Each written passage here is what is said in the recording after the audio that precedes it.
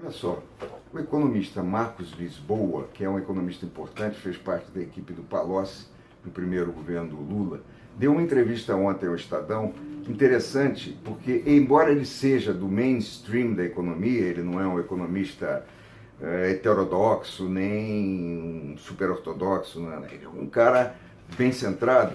Ele acha difícil que o governo do Michel Temer vá fazer as reformas que são necessárias. E ele diz a esse respeito que ele não acredita, ou digamos, ele tem dificuldade de acreditar porque ele acha que isso deveria ser feito no contexto de um grande debate eleitoral. Ou seja, tinha que tirar a chapa Dilma Temer, fazer uma nova eleição, eleições gerais, etc, etc.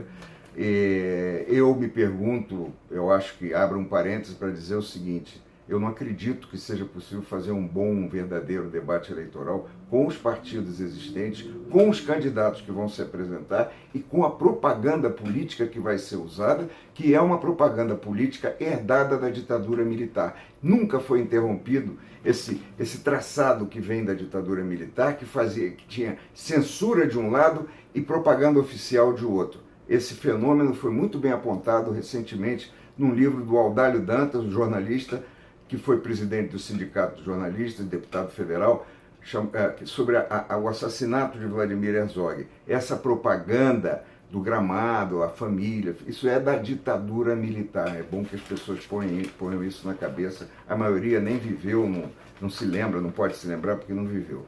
O Marcos Lisboa, ele parte de uma coisa interessantíssima, que é o seguinte: ele diz que o governo deu um grande trambique nas contas, que isso é crime. Agora, se é crime de responsabilidade, se não é, ele diz: eu não vou me meter, a justiça que decida. Mas ele diz que o governo fez uma grande gambiarra, como a Enron. Ele se lembrou desse fato. A Enron não existe mais, já foi a maior empresa de petróleo do mundo, e a empresa que fazia auditoria, que era Arthur Andersen, nem existe mais, ela acabou depois desse escândalo. E no Brasil, quem deveria ter verificado as contas do governo é o Banco Central. Ele diz que não sabe por que isso não aconteceu. Agora, sobre as reformas necessárias, ele diz o seguinte: que o Brasil precisa de 4 reformas. Além de mexer na Previdência, precisamos fazer uma abertura comercial. A outra reforma é a tributária. A Previdência vai ser objeto de muita gritaria, mas de fato ele tem razão quando diz que no Brasil um homem se aposenta por contribuição em média com 55 anos e uma mulher com 53. Isso não é uma coisa muito saudável, nem é sustentável a longo prazo. E a maior preocupação é a longo prazo. A última reforma que ele diz é o seguinte: rever a política social. Mas em que direção? Definir o foco, saúde e educação universais e políticas sociais focadas nos 40% mais pobres.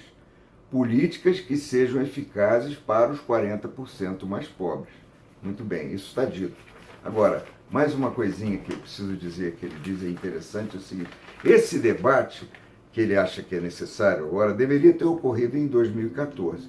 Todos os graves problemas que enfrentamos hoje já estavam presentes em 2014, mas na campanha decidimos não debatê-los. O governo até negou que havia problemas. E vamos combinar, a oposição também preferiu não debater.